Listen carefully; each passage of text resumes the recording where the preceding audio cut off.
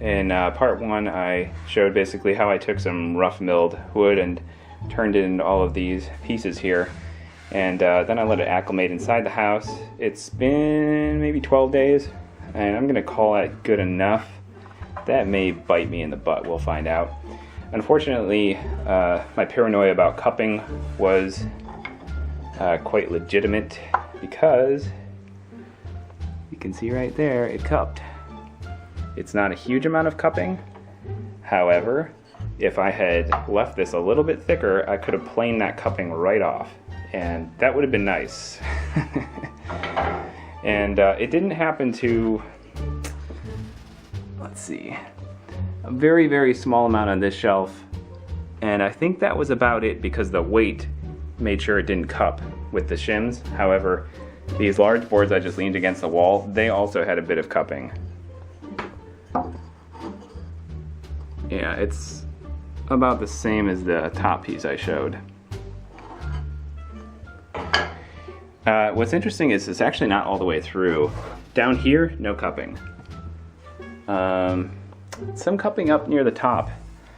So I'm not entirely sure why the cupping was sort of just for certain areas of the tree, but nonetheless, if I had left it a bit thicker, I could have just planed that cupping away, or I could have probably put a little more effort into stacking this with some weights to make sure it didn't cup.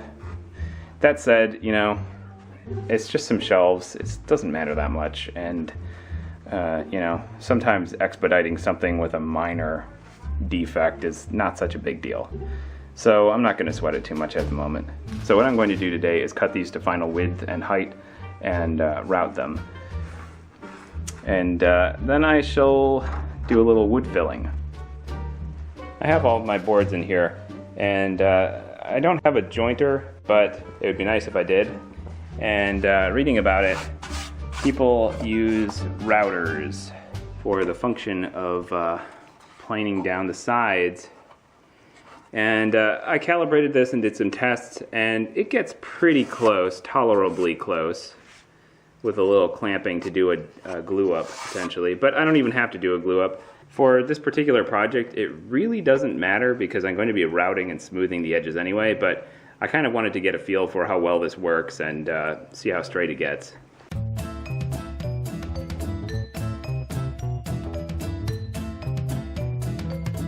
It's funny, you really don't know how straight something can get until you use something like a planer. Now, this method of using a router as a jointer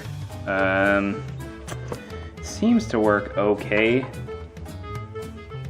Actually, this level is a little bit not level. It's been through some things. Clearly not quite there though. Just setting this on top. And I know what's happening. I had the same effect before. What happens is you tend to kind of lean into the front, and then the middle gets a very slight bowing effect. And then on the end, it's the same thing. It kind of makes a circular pattern, and the more you repeat, the more that pattern seems to come out. And I spent a good half hour calibrating this, and this was the closest I could get, really, to the exact level I wanted, based upon adjusting these back parts here. And I think if my only goal is to just smooth it out, I actually think it's fine. But like I said, if you're trying to take a lot away, then it does a little bit more than smooth it out. It also adds a slight bevel, very slight, probably about 1 millimeter after doing a dozen runs. Although I have this at a particular setting where it's barely shaving off anything, which is kind of what I want anyway. So I'm gonna have to call that good enough for the moment. These thicker pieces, this bit is also a little bit short on, so this is sort of an unfair test because they're a little too thick. I have to flip it around and then do another run. Obviously I wasn't really prepared for this project, it's more of an experiment. So what I'll be doing though is I'll be cutting this on a diagonal and then gluing it to another piece, and then I will, once they're put together, shave it down with my big planer to 3/4 inch. You know, in the previous test, I was being a little bit unfair to this technique because this time it's looking really good. So I think there was actually just a bit of a bow in the way it was cut to begin with, and I just hadn't milled it down quite enough with this router acting as a jointer, because this time it's looking really good, and I did a lot of runs.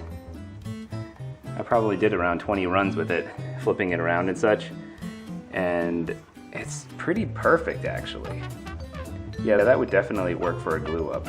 So yeah, I can't poo-poo on the idea too much. Definitely a poor man's jointer. So although that router technique worked pretty well, I was trying to do it on one of these larger pieces and it's just not possible. I would need a substantial rig for that, like a huge 10-foot long rig, just for the purpose of doing that one thing. So I figured I'd give this a shot using this electric planer and just kind of following this edge. What does concern me is that you could easily teeter either way. Although for this application it doesn't matter, and there's definitely a little bit of cupping anyway. So it's not going to be perfect, but it's better than nothing for straightening this out, I think.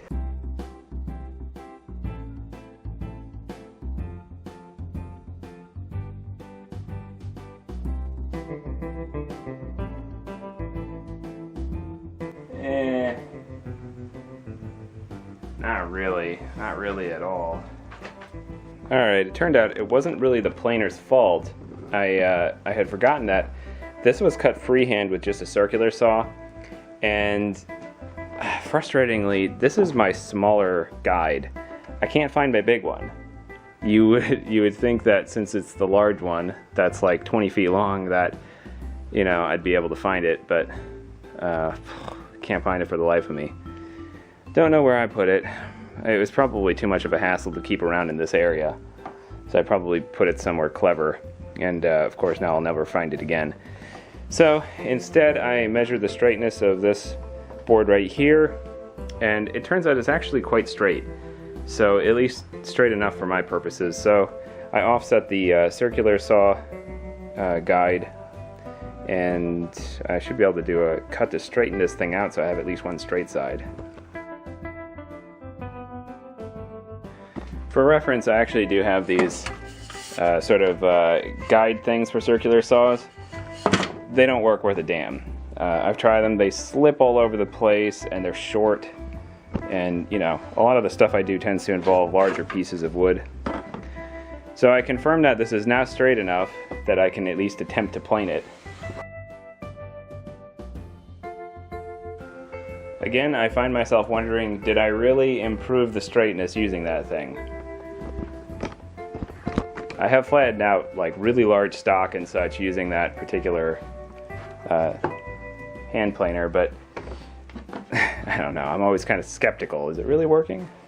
I don't know. It tends to like chew weird little lines in. This is the first time I've tried to do planing on something this thin, only being 3/4 inch.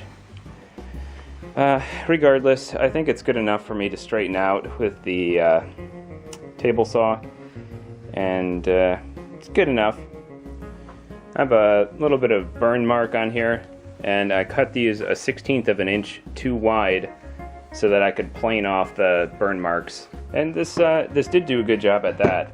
So I decided to use my miter saw for doing these perpendicular cuts, and I also used a large square here to align this with these edges now that they are fairly straight. And sure enough, I already did the other one, and it is quite good. Seems to be dimensionally just right, and straight enough to be able to do a perpendicular cut without much, if any, compensation. And I just realized in my haste, this was supposed to be the short board. This was the long board, and I just looked at my dimensions here, and I was like, oh yeah, 86.5, 84, I'll do 84. This is long enough to still do 86.5, but this was supposed to be the short board. You can see I took a large chunk off. This was supposed to be for the long board. Heat. That's what happens when you do all this crap in the hot weather in a rush. Make stupid mistakes. Well, I just finished routing both of these sides for the shelves. I just used this very basic bevel bit here. I use this for pretty much everything, and I just kind of freehand around the edges following the line, then flip it over.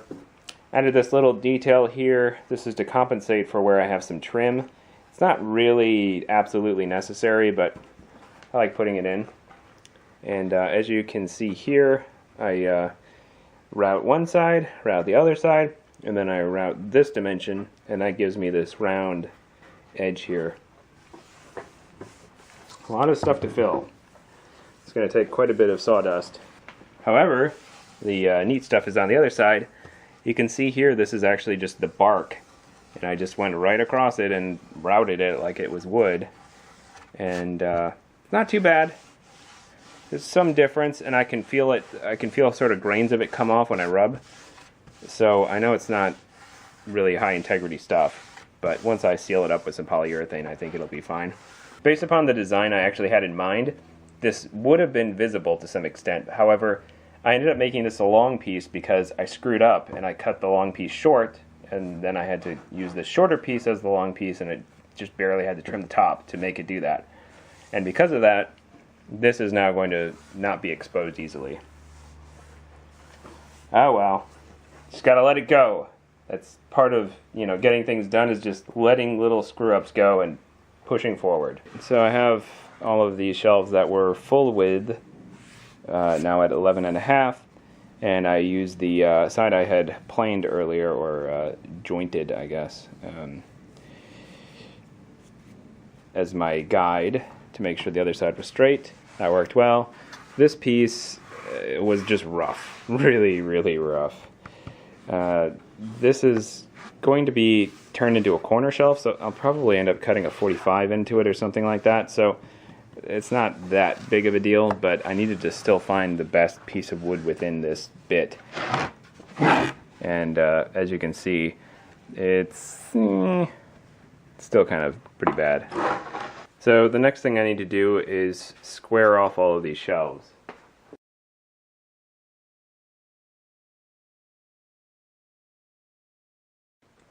And that's it. There is my finished board. This is for a separate shelf project, but I'll still be routing this front facing to make it less sharp. I got a lot of crap about this before. I do use a router freehand. I don't think it's that dangerous. Obviously it's dangerous, but I've used a router table, and that's how I did this to my finger. A router table doesn't make it safe. Routers are just dangerous. And that's probably the only really serious injury I've ever had in my life, is this one finger. And it was because I was wearing a glove and it got caught. And the fingertip of the glove tore off and got chewed up by the router within a split second. I mean, it all happened so fast, I didn't even feel any pain or anything. But it got my finger right down there and hit the nail bed, unfortunately. So the nail is split. And it will probably never completely fuse together. It's sort of fused, but not really. Anyway, so yeah, routers are dangerous. Whether you're doing it freehand or using a router table, it doesn't make it any safer. Don't wear gloves while using routers. That's the moral of the story that I learned the hard way.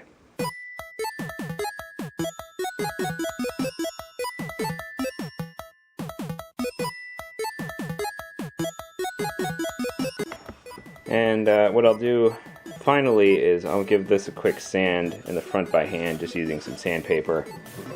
And I'll do some orbital sanding on this side, but I'm not going to do any of that until I get to the filling and then sanding phase.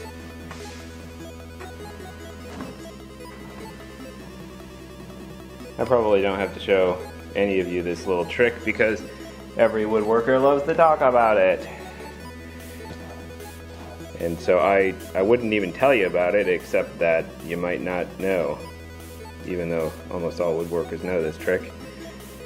Anyway, yeah, so you're cutting wood and you get all the sawdust from the wood, and you need to do a little bit of patching and filling. So what do? You add some wood glue to your sawdust, mix it up, and patch it.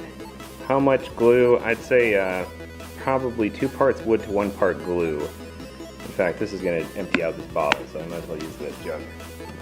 You can have too much glue and you can have too little, but it's not a big deal. If you have too much glue, just add more sawdust. And if you don't have enough glue, add more glue. It's like cooking.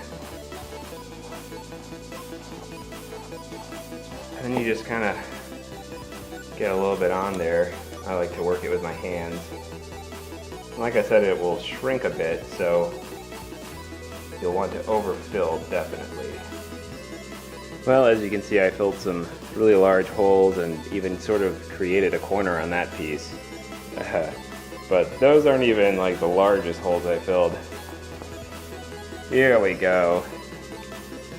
Yeah, that huge hole right there, this rotted knot right here. You know, this piece had a lot of filling. And as you can see in this state, this stuff is just sloppy and loose and, you know, kind of boogery. But dries pretty nicely and then sands nicely. Well, here we go. It's been a few days. You can see what I meant by these crumbly hard bits here. They get everywhere.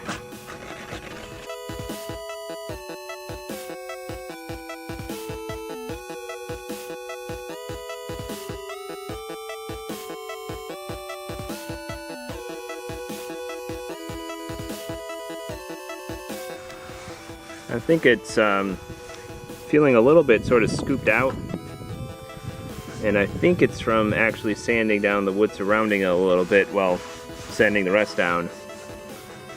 Still kind of on the edge about filling with another bit of wood glue because I have a few little minor areas, but at the same time it's such a kind of rustic thing, I don't know that I want to actually fill again.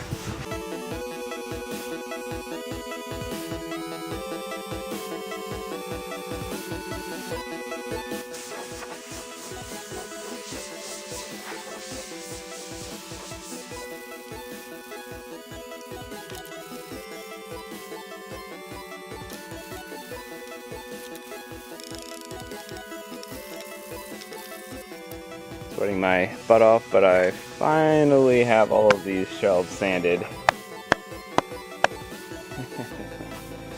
Blah! Too much like work. As for these, I think that single patching is good enough. It's obviously a little bit rustic, but I think it's tolerable. You can see right here, you know, it's very blatantly obvious that this is a patch, but I don't know, I just don't really think it matters that much, and I think once I polyurethane over it, it'll matter even less. So a few tips while I'm doing this. The first is that I tend to use a ladder for this.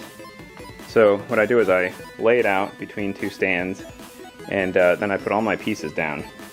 And like I said, I'm not going to stain, I'm just going to use polyurethane.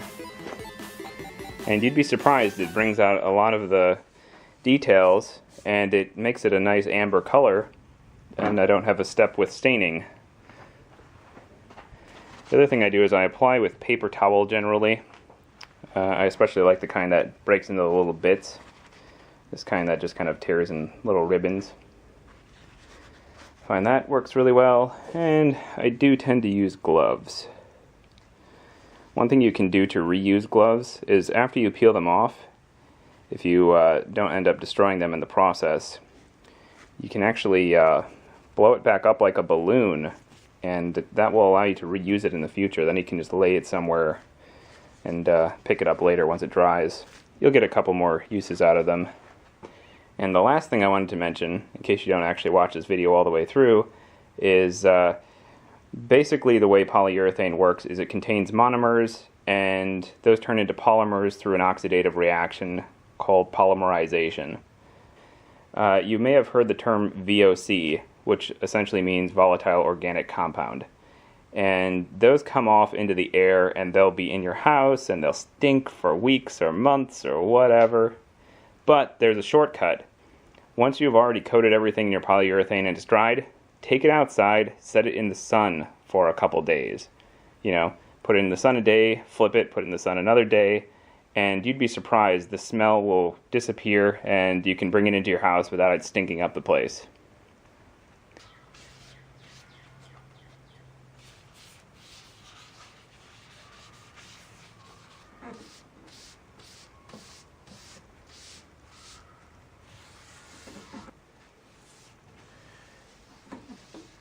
One other thing to keep in mind is that you may be tempted to maximize the thickness of your layer by putting down a thick layer of polyurethane. You should definitely not do that, because it can get gummy and gross and it just never turns out well. So this gives you a rough idea of the kind of detail you'll get out of this just using polyurethane without any stain. Here we go. First coat of polyurethane on this very unique board.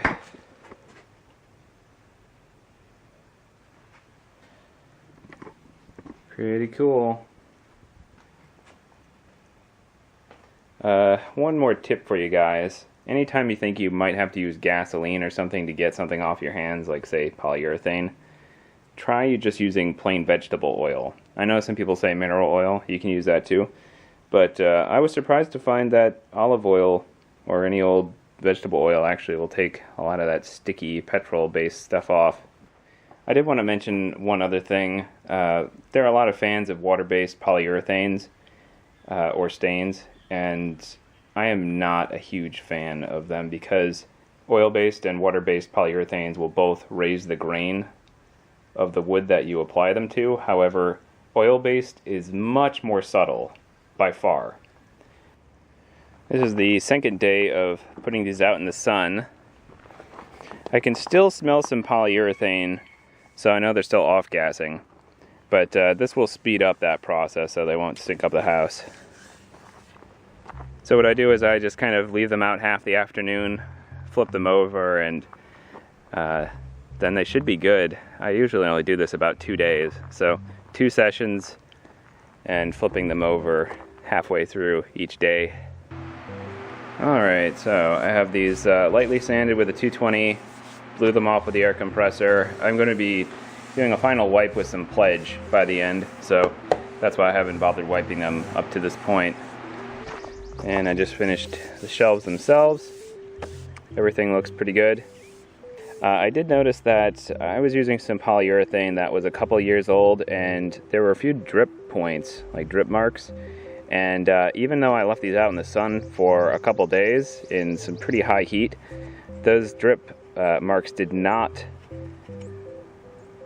polymerize. They just remained gummy. So I ended up just kind of peeling them off with my fingernail and then just kind of, you know, rubbing off the excess and hitting it with the sandpaper real quick, and that seemed to do the trick. But yeah, so it just goes to show even a little drip mark is far too thick to actually set, at least within a reasonable amount of time. Alright, so here I have the shelf roughly assembled. It's a very, very simple design. These metal brackets are used to hold it, these L brackets. What I like about these metal brackets is it allows some malleability, so everything can shift and rearrange a little bit, and it doesn't really cause any problems. And the stability is also very good in terms of weight. You'll note that I have these 1/2 inch shims right here, and that pushes these back a 1/2 inch, which you can see right here. So this goes up against the wall, which is why there's a piece of felt here. I wall mount these shelves, so they sit on the floor, but they also get mounted with some more L brackets. I typically use some of these for that purpose. So I might have something along these lines, probably 2 of these, to help hold it, to provide some stability. Here I have the shelf standing up. It doesn't have much strength this way or this way, which is fine, because again it gets mounted to the wall, and that's where it gets its strength from for that dimension. Now unfortunately, This live edge that I preserved is going to be hidden just due to the placement of this shelf once I get it in the house. Which is, you know, not great, but what can you do? That will also be hidden. But you will be able to see it right here, at least. Alright, so here's the shelf in the house, mounted. You can see that I have a bracket there, and there. And there, and there. So I have 4 brackets to hold this, again, so the kiddo can climb it and not have it fall over. This is spaced up 2 feet so that she can't as easily climb up on top of it to begin with. I made a lot of mistakes, those are the holes from mismounting it there. These are the holes from mismounting it, having the 2 sides flipped around. I really suck at doing stuff when it's hot out. And all of these holes in the drywall are because I thought that the stud was right around there, and it was right there. So a little trick I do is I use a drill and I just zoop, zoop, zoop, zoop, trying to find a hole, and then I just go over it with a little acrylic caulk, and I might touch it up, you know, if I ever bother. I know stud finders, blah blah blah, but I find acoustics tend to work about as well as stud finders. I'd also have to try to actually find the thing, but for whatever reason on a lot of walls, stud finders don't tend to work out all that well for me. So this design is very simple. You can see the reason that we inset this by that 1/2 inch is because this beveled edge doesn't stick out. It look funny next to this other beveled edge. So by pushing it that 1/2 inch back, it gives it a much nicer aesthetic. And I only use this design for what I would call wall shelves that get built into the wall. You can see that this actually follows the ceiling. It's not that noticeable with this particular shelf, but I'll show you an entire wall I've done.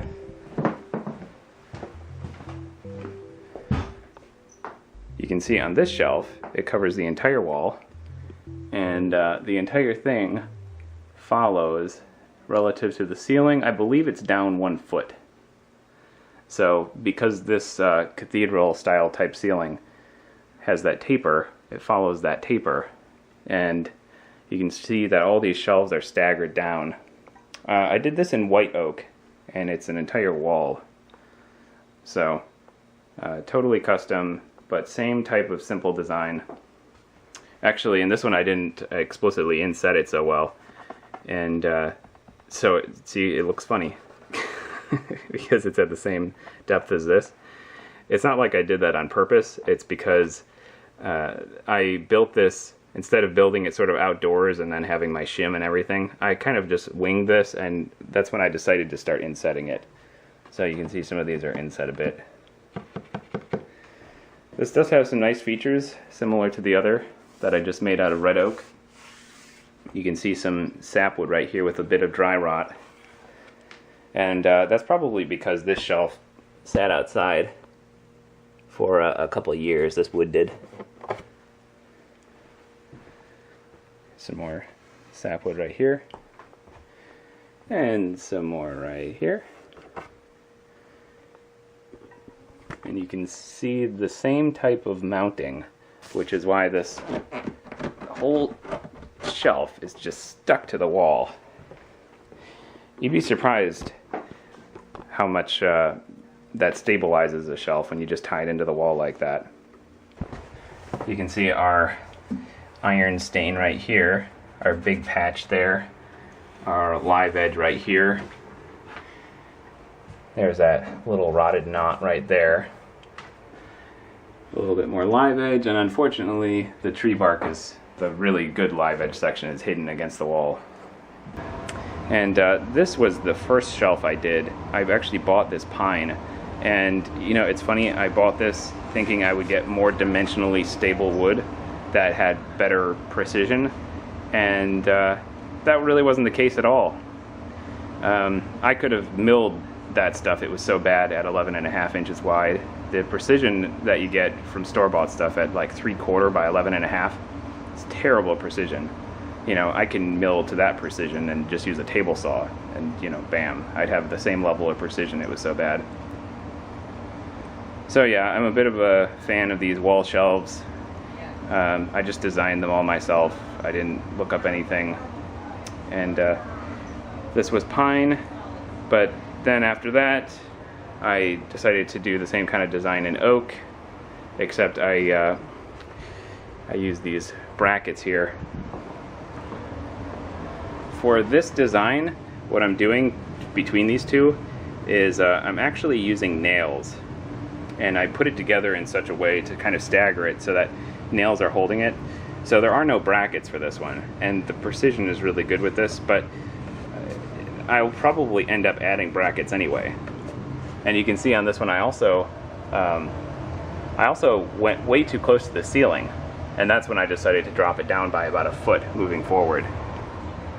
So those are all of the sort of evolutions of things that led me to the current design. And the other thing is that I finally had redone the electrical in the barn so I could use the planer that I had bought way back.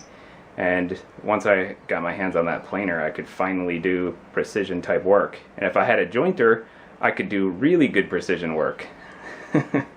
And frankly, I deal with enough milling and woodworking that I should probably just invest in a jointer and you know, a few more fancy tools, and then I could pretty much do anything I can imagine, which would be nice, you know, from the wood in my own backyard. One of the reasons I limit this to a foot is because I feel like you can still use most of the room. I get compliments about these shelves all the time, especially when people find out that I cut down the tree myself, I milled it myself, I seasoned it, and planed it and everything else, and it's just not something you encounter very often these days. If you found this helpful or enjoyed it, please like and subscribe. And I hope this gave you some ideas about what you can do